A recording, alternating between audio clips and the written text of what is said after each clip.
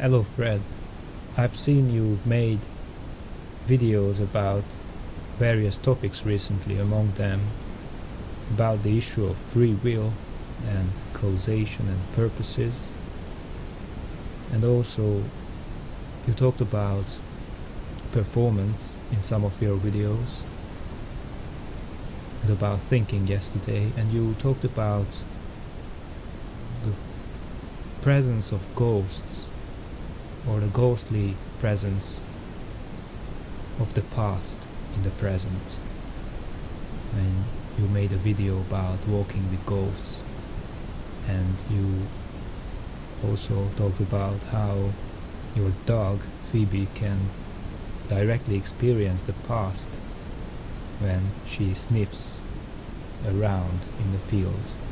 She has an access to the past. Her sense of smell is historical in that sense. And in this video I would like to bring these various topics together somehow and to make them, these various strands of thought, somehow coherent. And let's see if I can do that. So in one of your videos, in this cluster of videos, you walk backwards, and I think it was prompted by your videos regarding the ghostly presence of the past in the perception of your dog Phoebe, olfactory perception of course. And when you walk backwards, you do it in a way to face the past. And this is related to, I think it is related to what you were talking about in connection with free will, that we conceptualize will in temporal terms, and also we conceptualize time in spatial terms. So when we think about free will, we think about something that is ahead of us and open to possibilities and is not yet collapsed behind into the past. This is very complex. I don't want to go into the details, just to pick up this line of thought and say that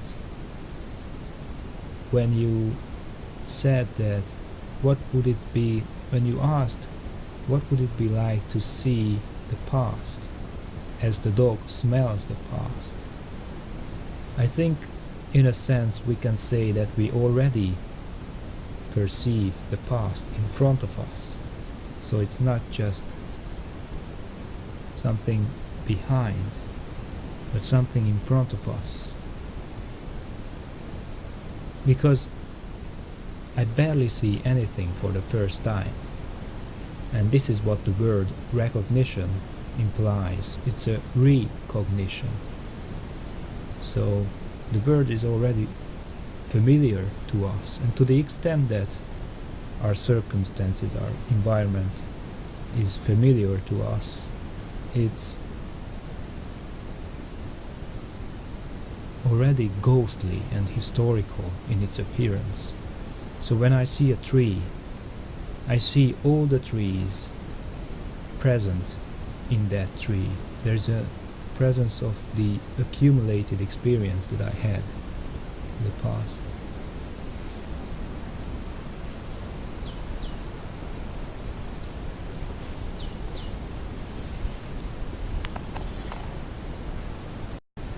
Jacques Derrida, the late French philosopher, once said that the phenomenal form of the world itself is spectral. I think this can be related to this issue, because what Derrida meant is, I guess, the idea that the trace of past experiences always homed the present. Not only homed the present, but also structure the present. Past experiences structure present experiences, and so what we see ahead in front of us is always correlated with what we do, and what we do is correlated with what we inherit to do. I will clarify this in a moment, but first, just to justify this statement, what we see is what is correlated with what we do, it can be traced to the idea of affordances, which was proposed by J.J. Gibson, the ecological psychologist, I guess, who said that we perceive things in terms of the possibilities for actions that those things afford us. So everything we perceive is correlated with the actions that we can carry out in relation to those things. And now this means that every action, so everything, every perception is embedded in the context of action, and action is embedded in the context, if we are human beings, of cultural practices. So all the cultural habits and all the social norms and institutions and technologies that bring forth those habits will guide my actions, will structure my actions. And these are historical, which is to say they precede my appearance on the scene. They are the past, haunting and guiding my actions and my thoughts. So in terms of free will, to relate it to the topic of free will, we can say that our purposes are, in a sense, always prescripted, because whatever we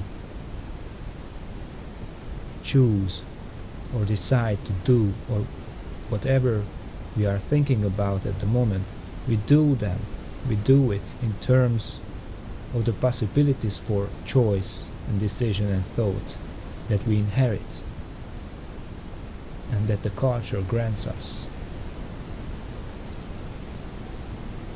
And we inherit them because they were invented before our appearance on the scene, and they are a repository of accumulated collective experience, which we tap into by adopting the necessary skills to make sense and then make use of these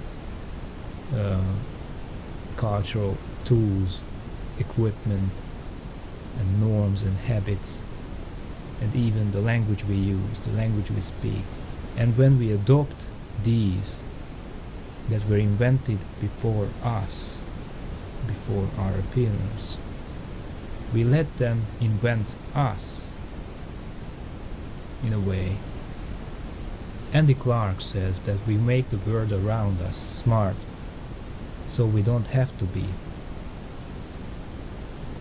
And just think about how the technologically driven, urbanized environment we live in, where we have roads, pavements, shopping carts, buildings with doors and windows, beds and chairs and light switches and elevators with buttons, and all these things demand a range of skills that guide my behavior. In other words, we are surrounded by props, all sorts of props, cultural props, that will prompt all sorts of actions and behavior And these props drift directly from the past, so they haunt the present. They are ghostly, a spectral phenomena infecting the phenomenal world we inhabit in the present. So the past is integral to the present. When I look ahead and I engage the things and the people that I encounter, I see an ordered and ghostly spectral world that I inherit from the previous generations. And this brings me to the topic of performance, because if this is true in some way, then we can say that we always already performing the roles that the structures already in place call us to adopt. And this is the way ghosts and purposes and our will, our intentions and our thoughts are intertwined. So in a sense, performance pieces in the theater could be seen as the actual suspension of the performance we engage in day by day in our everyday practices. When we participate in the practices that are haunted by the specters of the historical past.